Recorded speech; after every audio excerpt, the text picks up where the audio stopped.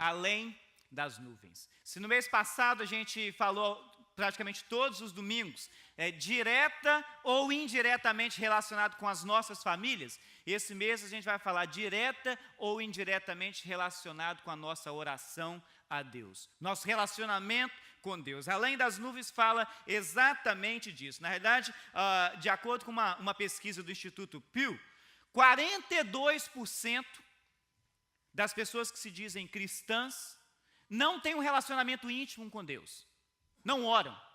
Na realidade, quando você tira desse número todo de pessoas, aqueles que fazem umas orações que a gente costuma dizer, que é só para tirar o peso da consciência, aquela oração que o pessoal fala que é oração de restaurante, né, que eu falo assim, em nome de Jesus, amém. Quando você tira essa, 90% das pessoas não oram. 90% não são das pessoas todas, é dos que se dizem cristãos. Não oram. Isso significa que a cada 10 pessoas, só uma ora. Olha para o seu lado e conta 10, só você ora. Ou quer dizer, espero que você não esteja junto com os grupos que não oram. 90% não oram. Oração tem pouco ou nada a ver com tarefa do dia a dia, mas tem tudo a ver com relacionamento com Deus. Tudo a ver com relacionamento com Deus, tudo a ver com relacionamento íntimo de filho com pai, tudo a ver com relacionamento franco entre pessoas que se amam, tudo a ver com um relacionamento que transcende a obrigação e de fato vai para o ambiente de alegria, em estar com o pai, em falar com o pai, em conviver com o pai, em ter intimidade com o pai. A oração tem tudo a ver com um relacionamento que vai além das nuvens. Tem tudo a ver com um relacionamento que de fato chega ao trono do eterno Deus. Jesus, numa ocasião, ele ministrou para os seus discípulos e para toda uma multidão que os acompanhava, o que a gente costuma chamar de Sermão do Monte, ou Sermão da Montanha. Capítulo 5 até o capítulo 7 do Evangelho de Mateus conta essa história. Enquanto ele estava ministrando, aliás, ele começa esse sermão com algo que para nós talvez seja um pouquinho pesado. Em alguns lugares a gente conhece como as beatitudes ou as bem-aventuranças, e ele começa a inverter um monte de valores que até os dias de hoje são complicados. Ele diz o seguinte: se alguém te desprezar, não repara com isso não se importa com isso não. Se alguém te bater, não se importa, vira para o outro lado. Se alguém te trata mal, retribui o mal com o bem. Totalmente o inverso daquilo. Entre as outras coisas que ele ensina nesse Sermão do Monte, ele ensina os seus discípulos como orar. Ele fala, faz o seguinte, não fica fazendo como fazem os hipócritas. E para os dias de hoje, quando a gente fala hipócrita, o pensamento principal que vem na mente da gente são líderes políticos, religiosos, de todo tipo de coisa. Porque fala a coisa, mas faz de uma forma diferente. Mas houve uma época, né, em que os atores eram chamados de hipócritas, porque eles se comportam de um jeito que não é a realidade da vida deles. Aliás, a gente pode correr o risco de ser ator no nosso relacionamento com Deus. Eu posso correr o risco, mais do que vocês, de ser ator no meu relacionamento com Deus. Será que não só parece que é desse jeito e de fato não é? E Jesus, quando ele ensina para os seus discípulos a orar, ele fala, não seja como os hipócritas, que vão para as praças, abrem os braços, bate no peito e começa a dizer, para que as pessoas possam ver. Ele está ali fazendo para que as pessoas possam ver. Jesus fala para eles, já que eles estão fazendo para as pessoas verem, eles já receberam o que eles queriam, as pessoas já viram. Falei, não faça dessa forma, não só na oração, mas na forma de você ofertar. Quando você ofertar, não sai gritando para todo quanto é lado, para as pessoas saberem que você está ofertando. Faça particular, que a sua mão esquerda não saiba o que a sua mão direita está fazendo. Ele fala, e quando vocês orarem, vai para o seu quarto, fecha a sua porta, converse com seu pai que está em secreto, e o seu pai que vê em secreto te recompensará, ele diz. E é nesse contexto que ele dá uma oração modelo para os discípulos. E, aliás, essa oração modelo para os discípulos é o nosso texto de hoje, que está em Mateus capítulo 6, a partir do verso 9. Vai estar na nossa tela aqui da Nova Versão Internacional, mas você pode acompanhar na versão que você preferir. Mateus 6, a partir do 9, diz assim, vocês orem assim, Pai nosso que estás nos céus, santificado seja o teu nome. Venha o teu reino, seja feita a tua vontade, assim na terra como no céu. Dá-nos hoje o nosso pão de cada dia. Perdoa as nossas dívidas, assim como perdoamos aos nossos devedores. Não nos deixes cair em tentação, mas livra-nos do mal, porque teu é o reino, o poder e a glória para sempre. Amém. O modo como fazemos as nossas orações demonstra o tipo de relacionamento que nós temos com o nosso Pai. O modo como a gente se expressa com o nosso Pai. Eu gostaria que todos nós saíssemos daqui com um propósito, de elevar ainda mais o nível do nosso relacionamento com o nosso Deus. Gostaria que nós tivéssemos um relacionamento que de fato vai além das nuvens. Que não fique parado no teto do lugar onde nós estamos, que não fique parado onde as nuvens estão, mas que de fato chegue à presença do nosso Deus Altíssimo, do Todo-Poderoso, como adoração. Tudo que nós fazemos, tudo que nós pensamos. Oração diz respeito não às nossas tarefas ou obrigações como cristãos, mas em relação ao nosso relacionamento com Deus. E eu tenho alguns pensamentos para que a gente possa compartilhar de como é um relacionamento com Deus, um relacionamento que vai além das nuvens. E se você quiser, anote um primeiro pensamento para hoje. Um relacionamento que vai além das nuvens é um relacionamento de intimidade. Um relacionamento de intimidade com o nosso Deus. Um relacionamento que vai além das nuvens é um relacionamento que começa com as nossas orações. O texto diz, Pai Nosso.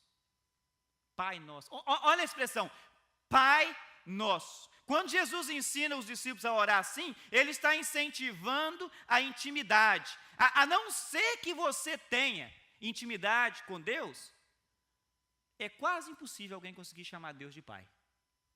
Para pensar, é quase impossível alguém conseguir chamar Deus de Pai, a não ser que tenha de fato um relacionamento de intimidade. Você vai escutar, ó Deus, ó Senhor, ó Soberano. Aliás, o pessoal conta as histórias, a gente fica pensando, e acho que todos nós, quando a gente começa a ter um relacionamento com Deus, você começa a orar, você fala, não, eu não sei como é que ora direitinho. As pessoas começam as orações de umas formas bonitas, de umas palavras diferentes, e há um lugar que sempre tinha um cidadão que orava assim, soberano e poderoso Deus, né? E as crianças do lugar tudo achavam aquilo bonito, tão bonito, soberano e poderoso Deus. Aí o menino foi orar e ficou perdido, falou, saboroso e poderoso Deus, né? Quando Jesus fala de orar, ele fala de um relacionamento de intimidade. Pai. Pai. Não que, ó Deus, ó Senhor, esteja errado, muito pelo contrário, são expressões corretíssimas. Reconhecimento de respeito, reconhecimento da autoridade, mas é interessante como Jesus ensina os discípulos a chamar Deus de Pai. Pai. As crianças, quando começam a ter intimidade com outras pessoas, às vezes chamam de tio, né?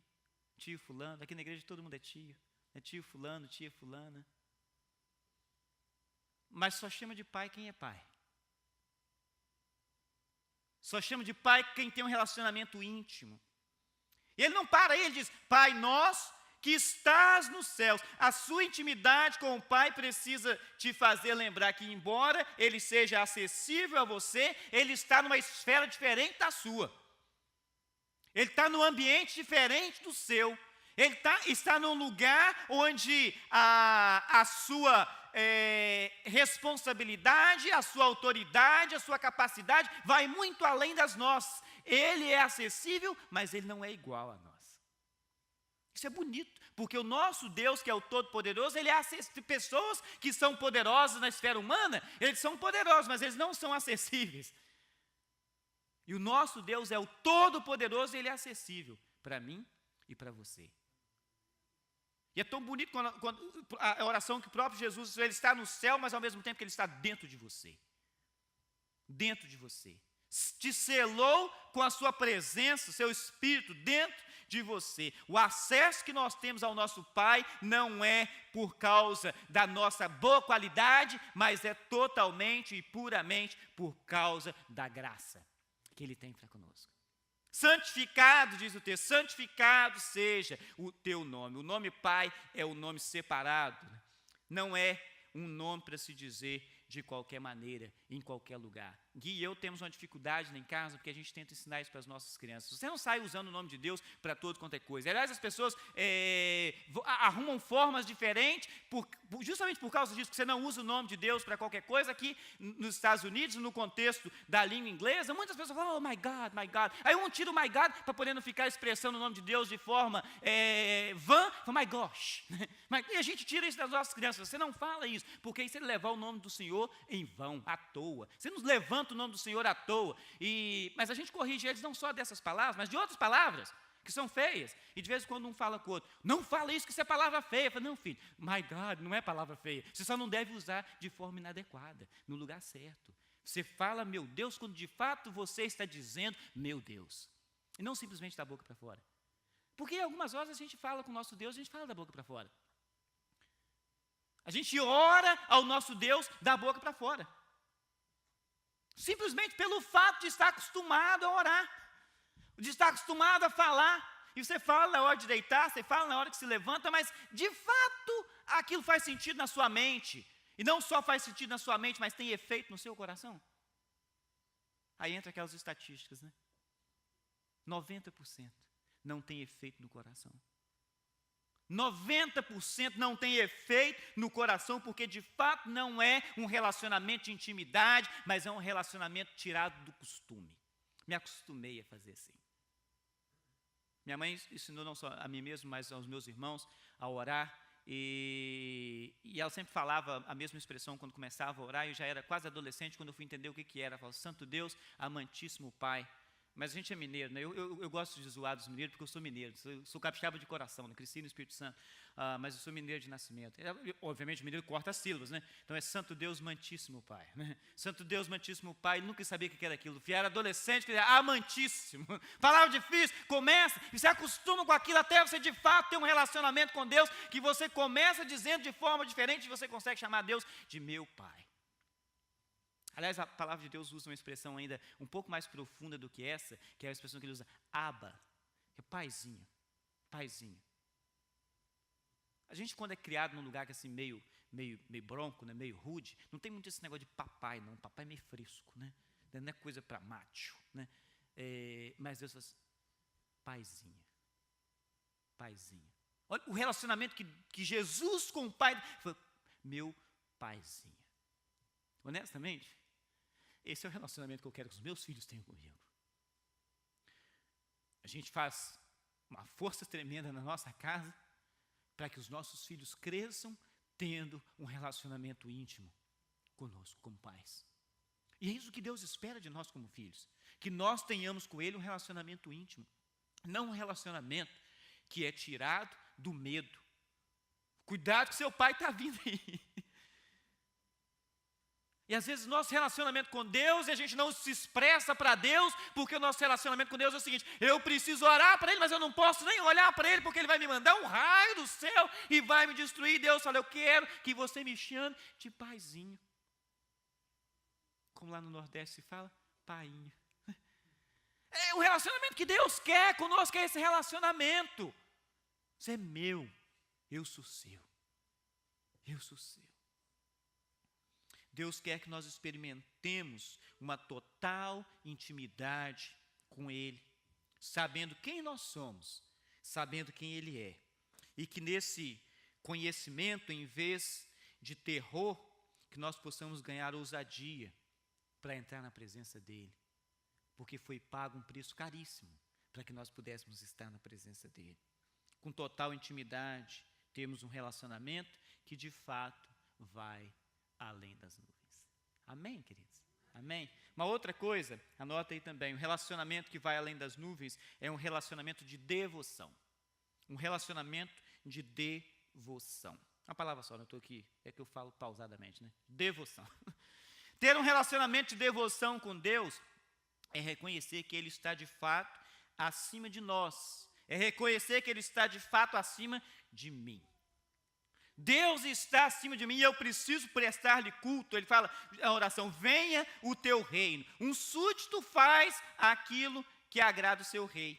E é interessante que no ensinamento de Jesus, é ele que ensina um clamor do reino. Venha o teu reino. Eu quero o teu reinado sobre a minha vida. Venha o teu reino. Reina sobre a minha vida. Eu quero o teu reino na minha vida. Eu quero o teu governo na minha vida. Um relacionamento que vai ou que sai da esfera terrestre, que transcende o físico e chega ao trono do soberano Deus, é um relacionamento que, embora tenha intimidade, ele também tem o governo de Deus. É um relacionamento que tem devoção.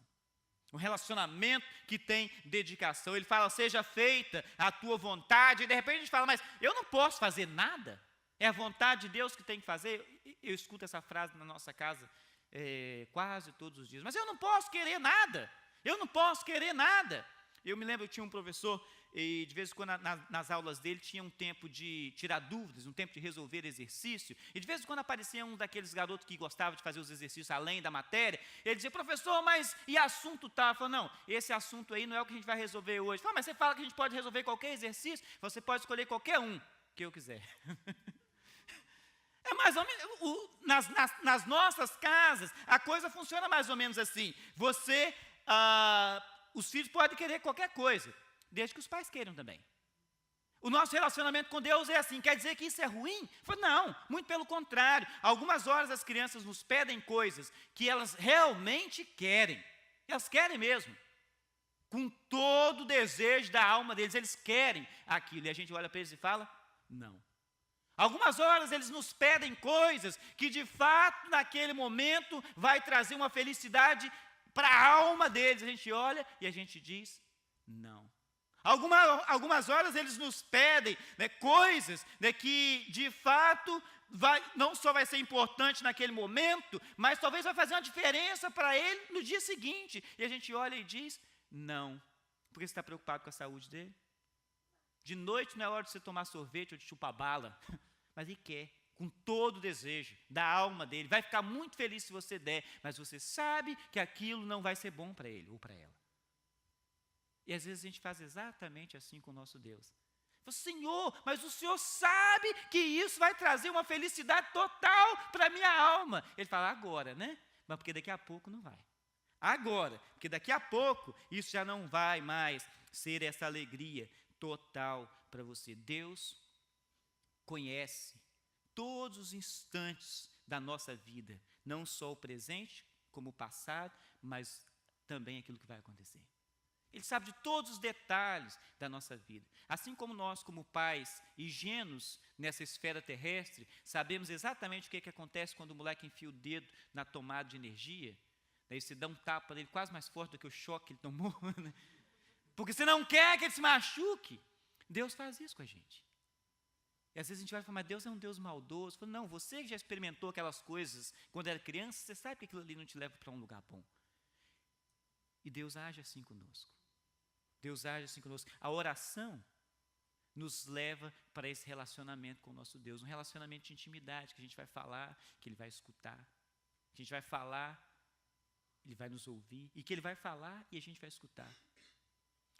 Ser família de quem ministra é a pior coisa que tem, que você vira exemplo em todos os detalhes. Mas esses dias para trás a gente estava em casa e com as viroses que estão acontecendo aí, menino passando mal, sai coisa por cima, sai coisa por baixo, e por todo quanto é lado, eles meio preocupados, e Gui e eu estávamos fazendo alguma coisa na cozinha, não me lembro o quê, e o menino começou a reclamar, e eu falei, vai para o banheiro e senta no trono.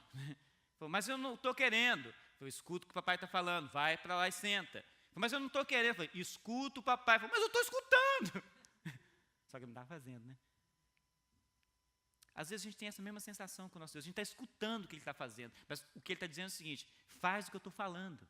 Não simplesmente ouve as minhas palavras, faz o que eu estou dizendo. Na nossa oração, no nosso relacionamento com Deus, a gente começa a falar com o Senhor, Ele está falando de volta. Mas às vezes a nossa mente está tão ocupada, está tão apegada com as coisas, que a gente de fato está interessado e não está interessado no relacionamento com Ele, porque Ele fala de volta. E talvez a gente até escuta aquelas palavras, mas aquilo não causa efeito na nossa vida. Oração fala de relacionamento com Deus. E quando a gente ora, e quando a gente consegue chamar Deus de Pai, e tem de fato, estabelece de fato um relacionamento com Ele, não só de intimidade, mas um relacionamento de devoção, essas coisas começam a fazer mais sentido na nossa vida. Que Deus seja exaltado, né, e que a vontade dele seja feita, né, em todo lugar, como diz assim, na terra como no céu, que na minha casa, no meu trabalho, na escola, com os meus amigos, ou entre os anjos e todos os seres celestes, que a vontade de Deus seja feita. Um relacionamento que vai além das nuvens é, de fato, um relacionamento de devoção. Amém? Amém. Mas essa é uma outra coisa que aconteceu essa semana lá em casa. A gente está lá ensinando os meninos a orar também, né? Vai orar, vai falar com o Papai do Céu, né? E a Gui grita para o Johnny, fala, Johnny, vai falar com o Papai do Céu para dormir. E ele me para e fala, Papai do Céu, vai dormir. Cada coisa que acontece é um círculo em casa. Terceira coisa e última para a gente. Um relacionamento que vai além das nuvens é também um relacionamento de gratidão. Eu peço pão, eu peço perdão, eu peço livramento. A oração de Jesus, né? Porque teu é o reino, ele diz, o poder e a glória para sempre. Aí eu tinha um casal de amigos, aliás, eu tenho um casal de amigos, que eles tiveram seu primeiro filho, eles moravam aqui nos Estados Unidos nessa época, mudaram já daqui, mas aí de repente a gente percebeu que uma coisa acontecia. Um dia ou um domingo, um ia na igreja sem a criança. No outro domingo, o outro ia na igreja sem a criança. E aquilo foi por alguns dias. E de repente a gente falou, mas o que está acontecendo? Falou, não, aquele menino não dá paz para a gente. Não tem como ir para a igreja com aquela criatura. Eu falei, mas tem uma coisa errada nisso aí. Falei, você considera que aquela criança é um presente de Deus para a sua vida? Falei, é. Falei, não consigo entender. Como que o presente de Deus te atrapalha a servir a Deus? Falei, no mínimo tem uma coisa errada. Eu acredito que não é na criança, é em vocês. Porque às vezes a gente usa esse tipo de coisa com todos os detalhes. Né? Isso que eu tenho é um presente de Deus, mas o presente de Deus me atrapalha a servir ao Senhor. Eu pensaria com as 2 pitadinhas de sal nessa coisa. Algo está errado nisso aí. Como que o presente de Deus te atrapalha? Como que o presente de Deus te atrapalha? A gente pede o pão de cada dia. Agora, para o Senhor me dar o pão de cada dia, eu perco a oportunidade ou as oportunidades que eu tenho de estar com os meus irmãos, de servir com os meus irmãos, ou de estar naquele momento, no ambiente onde Deus pode falar com a minha vida. O pão de cada dia. Deus nos promete pão e o que é que Ele nos dá? Pão. Ele nos promete pão e Ele nos dará pão. A grande dificuldade do ser humano é que o ser humano não quer só o pão de cada dia. Ele quer o de hoje, ele quer o de amanhã, ele quer o de quando eu não puder mais trabalhar. Esse é o nosso problema como seres humanos. Nós não queremos só o pão de cada dia. Eu quero o de cada dia e mais um pouco. E quando eu não puder mais trabalhar? Como é que vai ser? Esse é um pensamento que passa na mente de todo quanto é ser humano que está vivo, porque os que já morreram não pensam mais isso. Quando eu não puder trabalhar, como que vai ser? Sabe como que vai ser? O mesmo Deus que te capacitou para hoje vai te capacitar para quando você não puder mais. A não ser que você consegue fazer as coisas com as forças do seu próprio braço e não com as forças de Deus. O que, aliás, a gente não fala, mas a gente age assim muitas vezes. Eu faço, a gente olha e diz, Senhor, só me dê saúde, porque o resto eu tomo conta. O meu pão eu ganho com o meu próprio modo. Só me dê saúde, o resto eu tomo conta. Virou expressão brasileira, para quem tem mais do que 30 anos, né? Fala, saúde é o que interessa, né? O resto não... Virou um modelo de vida e nós queremos viver dessa forma e o pai diz, eu te dou o pão de cada dia. O que você precisa para você poder comer, eu te dou. O que você precisa, eu te dou. Eu falo assim, mas está muito pouco, eu preciso do de hoje e para daqui a mais alguns anos que eu já não vou poder mais. Como é que vai ser? Eu falo, se eu te dei hoje, eu posso te dar amanhã também. Eu posso fazer na hora que você puder. Quando a gente diz isso para o Senhor, me dê a saúde que o resto eu tomo conta, talvez a melhor expressão para a gente é a expressão do Salmo 127. Esse é o pão que você vai comer, mas é o seu pão de dores. É o pão de dores. Não, o Salmo 127, o verso 2 diz o seguinte, que não vale nada você acordar cedo e dormir tarde para comer o seu pão de dores. E honestamente, esse é um modelo de vida, talvez dos 90%, que não tem um relacionamento íntimo com Deus de oração. Eu espero que todos nós aqui encaixemos dentro da exceção dos 10%. Mas eu temo que as estatísticas se encaixem em todo quanto é perfil e toda quanto é amostragem que a gente pegar do povo de Deus. Mas que na manhã de hoje a gente se sinta incentivados a ter as nossas vidas transformadas e a de fato estabelecer um relacionamento com o nosso Deus que vá além das nuvens. Um relacionamento que de fato muda e que vai ali, Senhor, eu não quero comer esse pão de dois, eu quero comer o pão que o Senhor me deu. Porque num bom ditado brasileiro, a gente deixa de comer o pão que Deus deu e come o pão que o diabo amassou. Achando que é bênção. Porque a gente não tem um relacionamento com o nosso Deus. Nossa oração revela quem de fato nós somos diante de Deus.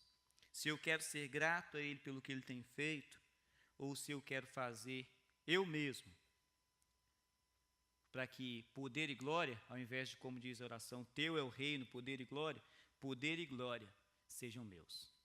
Eu conquistei com as forças do meu próprio braço. São expressões que às vezes a gente fala, eu já usei delas muitas vezes, eu digo isso porque eu sou ser humano e eu me uso como amostragem. Eu já usei dessa expressão de muitas vezes, até o Senhor mostrar que se alguém faz alguma coisa, faz porque Ele permite fazer. Não porque nós temos capacidade, não porque nós temos isso, nós temos aquilo, nós somos isso, nós somos aquilo. Tem um amigo que ele diz o seguinte, talvez a melhor expressão para a gente poder usar isso é como que a língua inglesa funciona, né? Ser e estar é o mesmo verbo, né? É curioso isso, em português a gente tem dois separados, mas o único ser que de fato é Deus. O resto, tudo está. A gente está isso na nossa profissão, a gente está aquilo na nossa profissão, que muitos de nós têm a experiência de fazer uma mudança de país e ter que usar um verbo diferente para aquilo que a gente era. Eu era isso, eu era aquilo, porque o único que é e continua sendo e vai sempre ser, Ele era, e sempre será, é o nosso Deus. O resto tudo é passageiro. O resto tudo muda, o resto tudo é diferente. Quando nós entendermos isso, de fato nós vamos começar um relacionamento íntimo com Deus, que a gente vai chegar para Ele e vai dizer, Paizinha, eu estou aqui na Tua presença. O Senhor me permitiu talvez isso ou aquilo, e eu quero usar isso ou aquilo que o Senhor me permitiu para que o Teu nome seja glorificado, porque Teu é reino, poder e glória. A expressão de João Batista que seja nossa, que eu diminua e que o Senhor cresça cada vez mais. Se eu diminua e que o Senhor cresça cada vez mais. Um grande problema é que a gente se sente muito bem quando as pessoas falam, olha como ela, olha como ele conquista as coisas, né? E a gente fala, não é mesmo, eu sou muito bom. Estudei bastante para isso. E Deus olha e fala, sou eu que dou o pão. Sou eu que te dou o pão. Lembra disso? Todos os momentos da sua vida, quando nós tivermos que escolher entre servir a Deus ou fazer algo que a gente considera, isso vai ser o meu pão, escolhe Deus, porque Ele te dá o pão. Amém, querido? Amém? Amém? Eu estou te dizendo isso porque você vai sair daqui, esse desafio vai surgir na sua vida. Escolha Deus, porque Deus é o que te dá o pão. Amém. Aleluia. Perdoa as nossas dívidas, a oração diz. O negócio não é se eu falhar, é quando. Quando eu falhar, porque eu vou falhar. Se eu não falhei com você ainda, só você me dá o tempo que vai ter oportunidade certinha de eu falhar com você, porque eu sou humano. Não é quando, ou não é se, desculpa, alguém falhar com você, é quando, porque vão falhar com você. Se não falharam ainda, só dá um tempinho, porque vão falhar com você. Por certo. E aí o Senhor fala, perdoa. Oração que Ele ensina, Jesus ensina, perdoa as nossas dívidas, as nossas ofensas, como nós perdoamos aos que nos devem ou aos que nos ofendem. Perdoar faz parte da vida humana, porque todos nós somos falhos, né? Algumas vezes, quando dizem o ditado, eu imaginei que eu fosse casar com a mulher certa, mas não sabia que ela era sempre certa, né? Nunca está errado, não casei com ela, mas está sempre certa. Todos nós erramos uma hora ou outra na nossa vida, porque nós somos seres humanos. E aí, quando Jesus ensina, Pai, perdoa como eu perdoo, é um relacionamento meio que de reciprocidade. E nós precisamos do perdão de Deus, e isso é a realidade para todos nós. Agora, quando a gente precisa oferecer alguma coisa para alguém de perdão, a gente começa a fazer jogo duro, né? Até perdoa, mas se fizer tal coisa. Imagina se Deus começasse a fazer essas trocas conosco, que privilégio nós teríamos de estar na presença do Pai. Deus nos deu a oportunidade e o privilégio de estar na presença dEle. A palavra de Deus diz, quando nós estávamos totalmente sujos, imundos, nos nossos delitos, nas nossas ofensas e nos nossos pecados, graça, ofereça graça, ofereça graça. As dificuldades do homem em perdoar vêm sempre do fato de pensar que o reino é meu, o poder e glória também são meus e eu preciso brilhar. Quando o ser humano pensa desse jeito, o reino é meu, poder e glória são meus, eu preciso brilhar. Se não consegue oferecer um coração que perdoa e não consegue perdoar porque vai perder seu brilho, vai perder sua glória, vai perder seu poder. E agora Deus fala, Jesus fala e nos relembra. Poder e glória pertencem a Deus. Poder e glória pertencem a Deus. Essa oração de Jesus vai um pouco além do que simplesmente a nossa oração de cabeceira de cama, quando a gente não está parando para poder pensar detalhadamente no que Ele está nos ensinando. Do que Ele está nos ensinando. Teu é o reino, poder e a glória. É curioso que essa parte da oração não são todos os manuscritos que tem. Aliás, dependendo da versão da Bíblia que você tem, tanto no Evangelho de Lucas quanto no Evangelho... O Evangelho de Lucas, acho que a maioria mesmo não tem. Mas no Evangelho de Mateus, algumas só para no texto, na parte do texto que diz, livra-nos do mal, amém. E não tem a parte do porque teu é o reino, o poder e a glória. Conta a história do garotinho que estava na escola dominical, e ele gostava de recitar esse texto, e a igreja dele, sempre que as crianças tinham oportunidade, eles falavam, e de boca cheia, essa oração, Pai nosso, que estás no céu, santificado seja o teu nome. E o moleque estava na igreja, ele não conseguia entender muita coisa que estava acontecendo, totalmente diferente do que ele estava acostumado, mas aí de repente começaram a recitar a oração. Ele subiu na cadeira e começou a gritar de peito alto, e quando chegaram na parte final, ele começou sozinho, porque teu é o rei. Essa igreja não tem poder e glória, não. Ninguém fala, né? É porque não tinha na oração que eles estavam mencionando. Teu é o reino, poder e glória. As nossas orações demonstrarão o tipo de relacionamento que nós temos com o nosso Pai. Quando nós imaginarmos que reino, poder e glória são nossos, a gente vai ter dificuldade de ter relacionamento com Deus.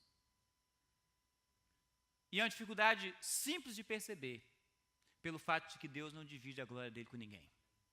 Deus não divide a glória dele com ninguém. E quando nós insistirmos em querer que a glória seja nossa, como os pais fazem com os filhos a quem eles amam, Ele vai nos corrigir.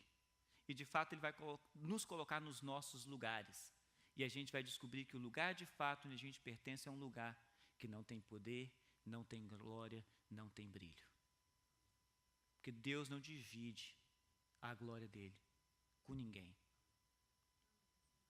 Isso é importante para nós porque isso vai fazer uma grande diferença na nossa vida, em todo o nosso viver diário, se nós quisermos viver uma vida que é uma vida de felicidade. Porque tudo que a Bíblia ensina no interesse de trazer para o homem a felicidade que o homem busca. Tudo que Deus quer, os ensinamentos de Deus não são cerca nos amarrando, são barra de proteção nos impedindo de cair no precipício. Quando nós queremos fazer diferente daquilo que Deus ensina, de fato nós nos lançamos dos precipícios e as felicidades que nós estamos em busca, nós não conseguimos e nós nos machucamos. Quando Jesus nos ensina a orar e ensina a orar dessa forma, de fato Ele está dizendo, cria intimidade com o Pai. Cria devoção com o Pai, cria gratidão no seu coração para tudo aquilo que Ele faz por você. Porque é só assim, somente assim que você vai ter felicidade na sua vida. Se de fato você quer experimentar felicidade de verdade na vida, começa experimentando mudar, melhorar e aumentar o seu relacionamento e a sua intimidade com Deus. Começa transformando as suas orações. Que não sejam mais, como o texto de Mateus 6 diz, que você não seja mais repetição aquilo que você fala com Deus. Jesus fala isso. Não sejam as suas orações repetições como fazem os pagãos. Cria relacionamento. Cria de fato relacionamento. Cria de fato uma conversa com Deus. Se abra para Ele. E Ele vai se abrir para você. A palavra de Deus diz que o segredo do Senhor, Salmo 25 fala isso, o segredo do Senhor é para aqueles que o temem, e Ele lhes fará saber a sua aliança. Deus quer te contar segredos, mas para Ele te contar segredo, você vai ter que ter intimidade com Ele. Amém? Amém? Vamos ficar de pé e orar.